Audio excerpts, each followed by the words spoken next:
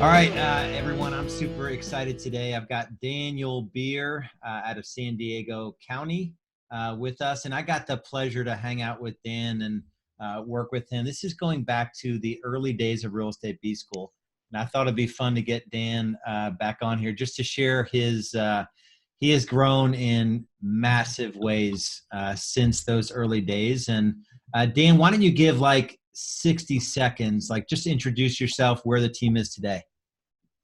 Cool. So yeah, Dan Beer. I run the Beer Home team at eXp Realty in San Diego, California. So if there's anything you need in San Diego, by all means, a little shameless plug. We are a 30-ish person company today, Lars, which is different from when we met. I think we were about 3 or so back then, but we'll get into that in a minute. So yeah, we're about 30 or so people, plus or minus one or so, depending on the day and what's happening, within the business.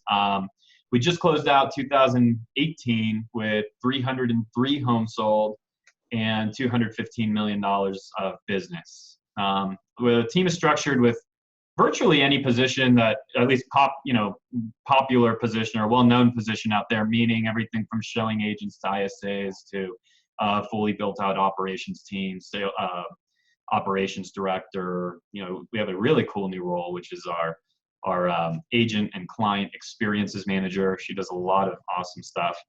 But just trying to give you a sense of the fact that we have this, all of the different positions, they're here. I call it a fully built, fully leveraged team.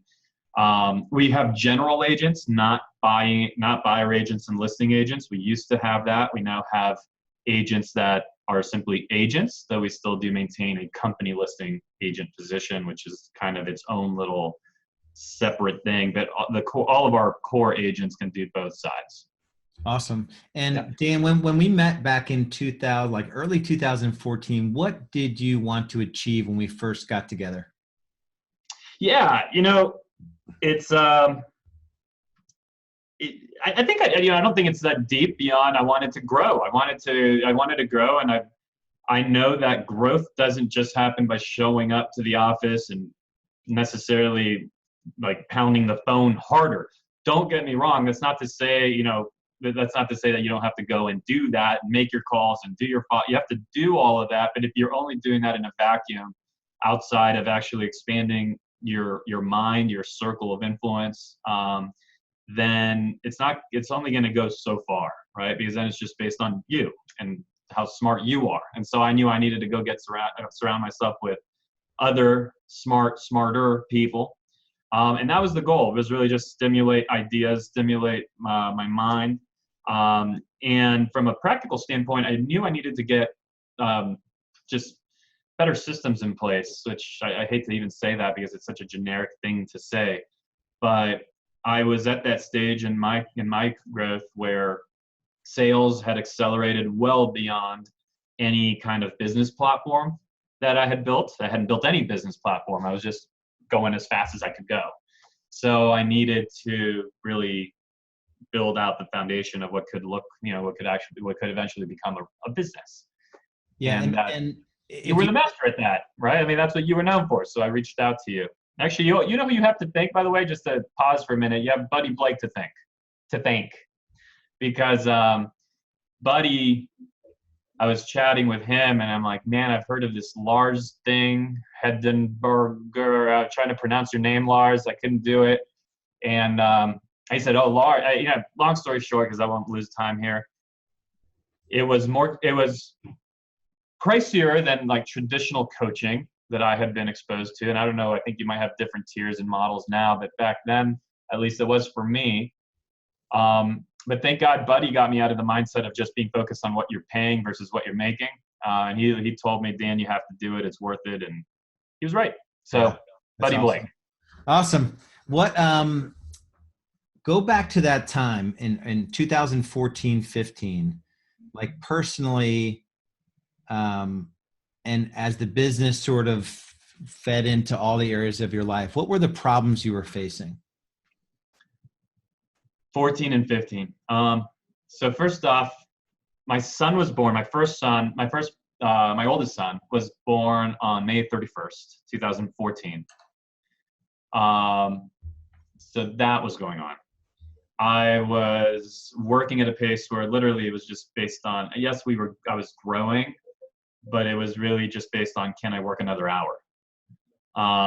Definitely life back then looked like there was no dinner party or date with my wife or really anything that was sacred to, and protected from having to grab the phone and run off and break plans. And so, yeah, I could feel the stress starting on my personal relationships, particularly my wife, and particularly understanding that I had my son coming. So I guess that's the mindset or the, personal side of what I was living with and struggling with. I also just knew whether, I'm not sure if I ever necessarily articulated it, but at a subconscious level, for sure, I understood that there was only so long I could work at that pace. And there was only there's just so long I could do it and so much I could grow because it was all just based off of me. So I was in search of, like I said earlier, building a real business foundation. And you definitely, you went through the same thing I went through, Lars, but you were simply a few years ahead of me in your evolution, right? You were maybe, what would you say, maybe 3, 4, 5 years ahead of me in your evolution, maybe 5 or so. And so that became a model for me. Yeah, that's awesome. What would you say that like the 3 big focus areas that we spent time on back in 14, 15, I think we ended working together formally in 2016. But what, and I'm going to ask it this way. So what focus areas did we work on? Like, let's pick 3 that are still part of your world today. Like, man, I still remember that Lars impressed this upon me, or like, what are the lasting effects of because it's easy to just say, okay, well, Dan Beer, I work with him. He sells a gazillion homes, like you should too. But what are the things that are really lasting in your business that have really made an impact for your team members, for you, that are still part of the world? I'll go through the ones I can think of without getting obsessed on making sure I come up with 3, because that's just my brain will work better that way. So number 1 is the finances in the business. As simple as this might sound, though, most agents watching this, if they're honest with themselves, they don't know what their ROI is on virtually anything they're doing in their business. And so we nailed in that business tracker that you had, and that was a really important tool for me. So it's ever since then I've become hyper obsessed with what is the source of everything. I just had a meeting today with the team where I reminded them, guys, you're sourcing a bunch of deals, seller side deals, the San Diego Home Finder, that's our website. I said, that's rarely the source on a seller deal. Almost never. It happens from time to time, but almost never. The real source is they heard us on radio and then they Googled us and went to our website. That's how they got there. But the source was radio, or the source wasn't website. It's that they got our postcards for 3 years and then they Googled us, ended up on our website, and then inquired on a form there. But just because they filled out a form on the website doesn't make the source the website. The source was farm. The source was radio. The source was typically something else on a seller deal. So anyway, I got really obsessive about the source of a deal, because that allows you to actually track numbers. That allows you to invest more into what's working. It allows you to pull back from what's not. And sometimes you have something that is or should be working but stops working quite as well. And then you get to analyze, is the source no longer as good, or do we have to actually run a different conversion cycle on it, or do we have to communicate through different mediums? Has the world changed? Like, do we now have to add a messenger, touch in addition to the phone call, right? So I definitely got very obsessive about return on every lead source, tracking phone calls to every source. So there's another one. If you look at my marketing now, Lars, I actually teach, what I call direct response farming. That direct response world, everything that has to do with direct response, just my exposure to it, that started with you. So basically everything Dan Kennedy, right, on down. And give like a 60-second lesson on direct response. So what's wrong with 99% of what agents do, and what is right about direct response? Yeah, it's most agents we're all small business people, right? And not all of us went and got some big MBA. And if we had gotten the MBA, maybe that even damages further, because what we were looking at it that, when we're getting this MBA is we're studying companies like Budweiser or like Nike who can afford to put marketing out there that just simply, it's like three croaking frogs, and that's supposed to win business for us. Or Nike, who could just have a guy run through a field and then put their logo up, and there you go. Well, that works potentially when you have a multi-$100 million a year marketing budget. But for the most of us, we don't have that.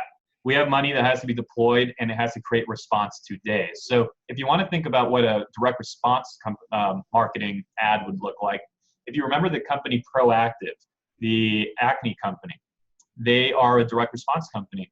They did a phenomenal job of using all the direct response laws, so to speak, in their marketing. So you'll notice that they used infomercials as their medium.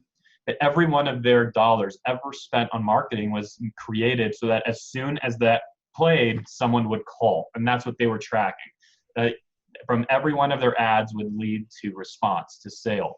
So our marketing as agents has to lead to response. We can't just afford to put postcards out that tell the neighborhood that we're the neighborhood specialists, and call one day if you'd like, or that, hey, I'm a neighbor, so you can trust me, and all of those kind of generic, light, fluffy, all that generic marketing, just brand exposure. If you have a massive, way bigger than my budget, not many do, maybe you could go for it. But the rest of us, we have to get response. Now, once we have response, we put them into our CRM and into our marketing program, right, internally. And now we start brand building with the people that have actually responded to us. So there's a 30-second version, but you could go, there's unlimited amounts of books. I'd start with Dan Kennedy if you're interested in it. But what I can tell you, if you're watching this, Lars, the core of his marketing programs, because I've seen them for years, they're based in direct response. If you go pull up the top 150 or so in Wall Street Journal, and you look at the teams that are ranked there, they're based mostly in direct response, especially the ones that are doing a lot of units. Maybe not the few that are, selling 10, 20 homes on the beach and they're all $30 million houses, but the rest of us, direct response. So it's something you might want to study. Yeah, awesome. Any other areas, anything in the backstage that operations or anything?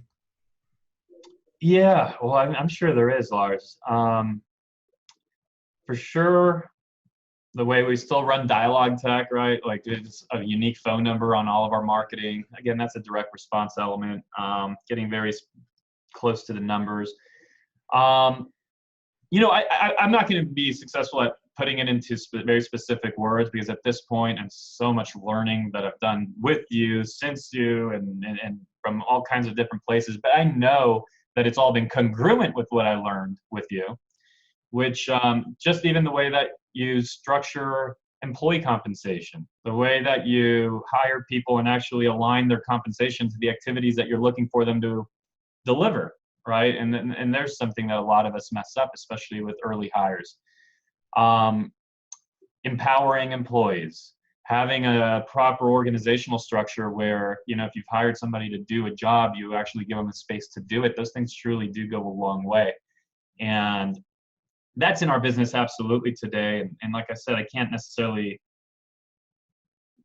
articulate it beyond the fact that I know that it's all been congruent, rooting back to the days we spent 2014 to 16. Yeah, awesome. What talk about the results. So you talked about, in 2000 when we first met, it was, you were hard charging. There was the only way you can earn more money was by putting an additional unit of time in. Talk about time, money, and stress, and the evolution of that in terms of the results you achieved. Yeah. At what point did you make the shift to, de-link time from money and just know that there's higher and better uses for you in the business? Talk about that in terms of the results. So that's actually a book you recommended to me. It was Dan Kennedy's No BS Time Management for Entrepreneurs, which is just a phenomenal book. There was something about it that made a difference where, we all know, either at a conscious or subconscious level, we all know, and we all agree with the fact that, if you want $100 an hour, you can't do $20 an hour work. very simple concept. Everyone says it, everyone agrees with it, but very few actually live it. Like really, really few live that. And so something happened to me in reading that book that, if you've ever tried to either start working out and you've gone through sometimes even years potentially of starting to work out to where all of a sudden there's just something that clicks inside of you and now you just wake up every day and you work out, or you've ever tried to start eating healthy or quit smoking, there's that moment where you knew it for years, but there's this moment of decision where your chemistry changes and now you just take on that new behavior. That book did it for me. So something clicked and my chemistry changed, and I became incapable of doing anything that was outside of, my perceived hourly rate that I wanted for myself. To the point, Lars, where if I'm stuck somewhere outside and I need to get a ride to whatever place because I need to be somewhere. Let's say I don't even need to be somewhere. Let's say it's not even an appointment. I want to go somewhere. And a friend calls and says, oh, I'm on my way there. I'll be there in 20 minutes. Versus how much will the Uber cost? I mean, I start calculating this. I'm like, 20 minutes free ride, $20 for a ride. It's going to save me 20 minutes of my life. I'm in Uber. So like that's how much it affected me. Yeah. And I think it's such a good point. I don't think a lot of people live it. My first number, I want to actually ask you what your number was. Mine was 250. And that made $250 an hour. I wanted to, pre-tax 500 grand, and I wanted to work a 40-hour work week. It's simple math. And then it just made everything so clear to me. I'm like, wow, there's like no job I need to do in my company. I could basically hire out every piece of everything except vision, culture, leadership, those sorts of things. So what was that math for you when you did that exercise? Yeah, I wanted to also wanted to net 500,000, which is roughly a 250, right? So $250 an hour. It went from there to wanting it to be $500 an hour. The truth is I haven't really moved it since then. And I'm not even sure if it's necessarily important to. Like, would I actually do something different if I moved it to 600 versus 500? It's gets to the point where it's important to recognize it. But I'm thinking about it on a consistent basis, right? Like literally anything I do, if I'm going to take a flight and it's $300 more for the direct flight, but it's going to save me 4 hours of time, then I'm like, cool, I'm making money, and I get the direct flight. So that translates back to when you're at the office. It ties back to something I said earlier, which is how do you actually empower employees to do what they're hired to do? And it's because you have a really strong connection to this concept where not only would you be doing the wrong thing on a human level, on a, giving them the right working environment level, it's not only is it the wrong thing for the culture of your company, but it's also a wrong thing in this dollars per hour analysis that you're now committed to. Mm-hmm. So it makes it easier to give people a space to work. Yeah. Awesome. So when we first started chatting, what in your mind, because it definitely is not the cheapest option and it's not traditional coaching. What were some of the objections you had when we first got started? Like I almost didn't join because, what comes to mind? Well, two things come to mind. So one's money. One's money because, again, I don't know what tiers or whatnot you have now, and I think you might have a few options. Am I wrong? Do you have a few options now? Yeah, we only have three levels now: undergrad, grad, and boardroom. I know you have that now. At the time, it was one level, and it was basically all the grad level, and so it was, at least it was just more than I was accustomed to.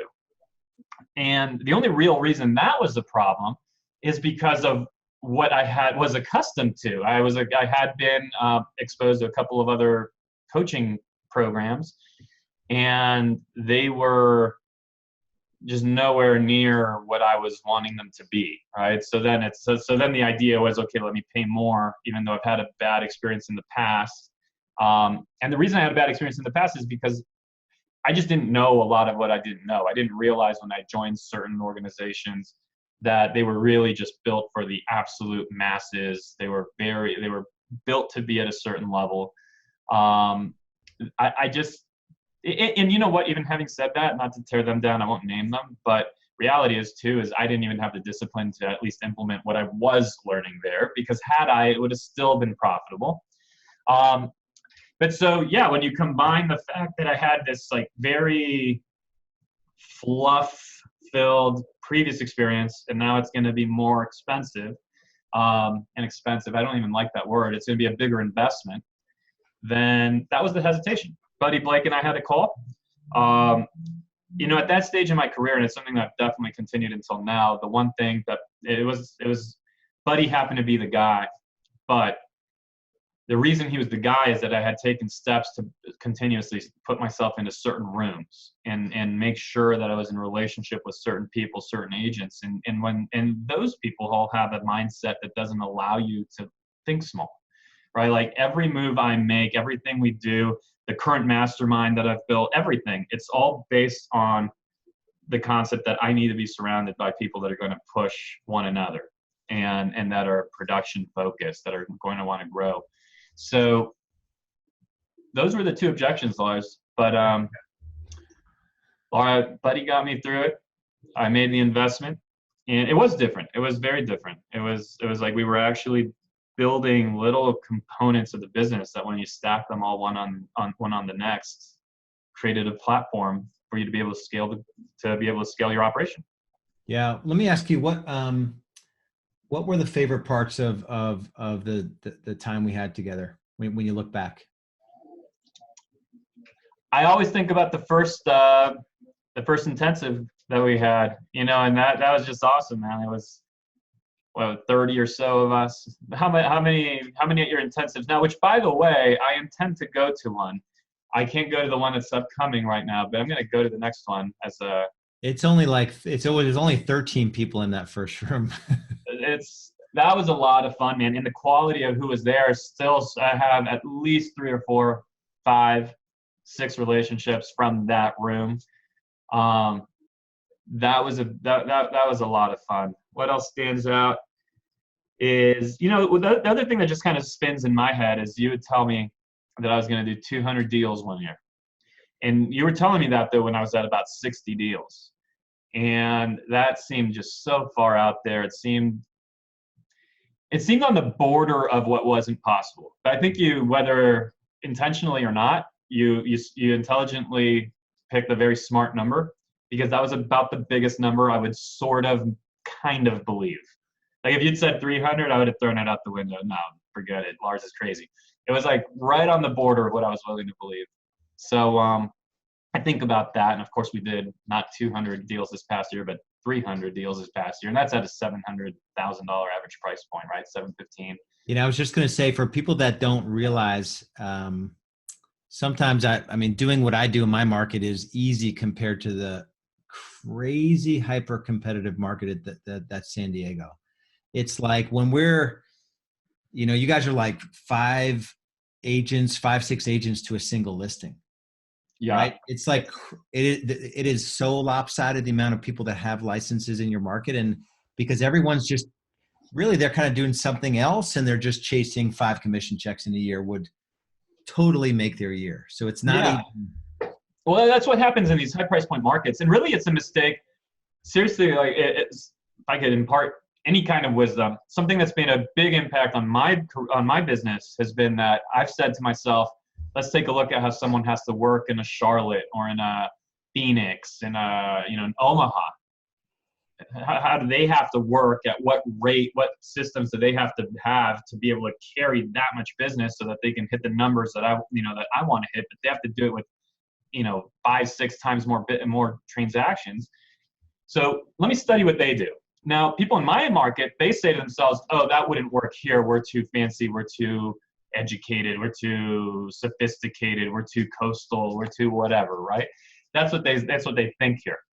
I said, no, I'm going to learn how they work. I'm going to bring that here. And I think that math will be pretty interesting. If I work that way at our price point, I think I'm going to like that. Well, you might be looking at things that you might be dismissing what an agent, forget me and 300 homes in San Diego, you might be dismissing what people in San Diego doing 30, 40, 50 homes a year in San Diego. Someone doing 50 years of home in San Diego is a guy. Okay, like that's a huge agent. And you might dismiss them though as, oh, look at their price point. Oh, they could just get away with that. Oh, it's just so easy. You realize, Lars, everyone thinks my market, like every home's over $1 million.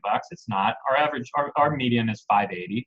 And yes, that's higher than most, but it's not like totally insane, right? So you might want to study what we have to do with our competition level, with the level of quality that is demanded, the level of strategy that's demanded, the questions we're asked by our clients, like how particular they are. You might want to study how we have to work.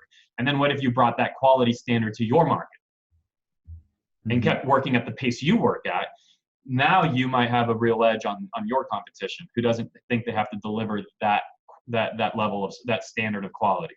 Yeah. That is a way for you to pull away from your marketplace and differentiate yourself. That's awesome. And you mentioned there was like probably 3 of you on your team. It was you, what was it, an admin and a buyer agent? What was the complexion of the team when back in 14?